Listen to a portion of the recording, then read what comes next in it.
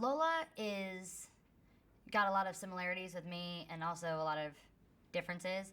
I've never, I actually, I was always kind of shy when I would go into new places. And I would fake it really well because I'm very loud. So I would just, think if I cranked it up, turn my voice up, I wouldn't, come off nervous. She does the opposite. She's like kind of internal and, whatever. And her growing and becoming more like, a woman in this movie is really amazing because I made this transition, probably about a year ago. I think I made the same transition that Lola did, probably when I was, maybe even 2 years ago when I was 16.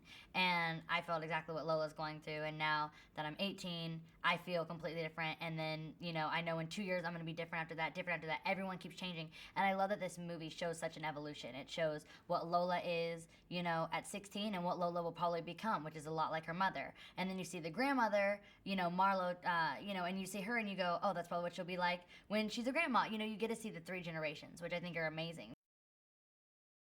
Her relationship, I think, with Anne is a lot like me with my mom. I'm really close with my mom, very, very close, but that doesn't mean that we don't, love each other, but we fight like crazy. And there's times where, Lola and Anne, sometimes things get, said that, you don't mean. It's just out of anger. And I think it's really important for daughters to know that moms will say things just like we say things. Just because your mom doesn't mean you're perfect.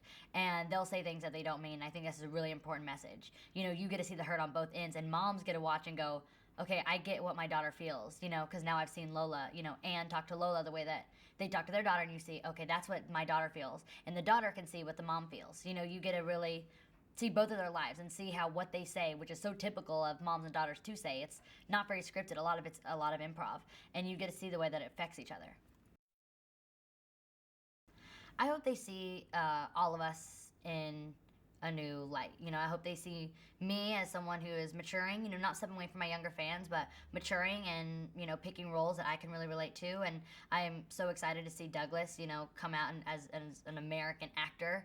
I think he's done so many amazing things for the BBC. One of my favorite movies, Boy George, he's the lead, and unbelievable. So happy to see him succeed. And I think also, for me, as I came from a franchise, Hannah Montana, and Ashley Greene came from Twilight. So I'm happy for people to see her in a totally new way. I mean, she could not be more opposite. She's the popular girl, the bitch that we're all the time picking on, and whatever. And I love that she got to play that role because it's so opposite of what she plays in Twilight. And I didn't know, obviously I don't think she watches Hannah Montana. I've never seen Twilight, so I didn't know her from that. So I think that's good too, is having her in a completely different way. And we've just had really amazing actors. I can't wait to see what they do in the future.